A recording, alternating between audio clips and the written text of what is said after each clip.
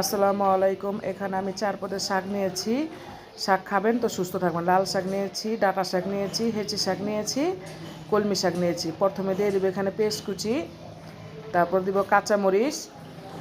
এখন সিদ্ধ বসানো হয়ে গেছে। এখন আমি এটা নাড়াচাড়া দিব। নাড়াচাড়া দিয়ে আবার কিছুক্ষণের জন্য নাড়া দিব। এখন শাকটাকে একটু গুটিয়ে নিব। এখন আমার শাকটা অনেকখানি হয়ে এসেছে। এখন আমি এখানে দিয়ে দিব তেল, দিয়ে দিব রসুন। একটু বেশি রসুনটা লাগবে শাকে,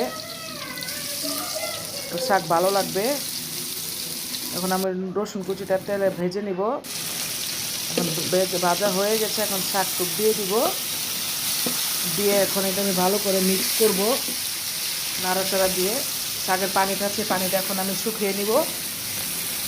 শুকিয়ে এটা আমি একদম ভাজা ভাজা করবো তেলে। ভাজা ভাজা আমার শাক এখন হয়ে গেছে। যদি আমার এই ভিডিওটা ভালো লাগে অবশ্যই আপনি লাইক করবেন এবং সাবস্ক্রাইব করবেন।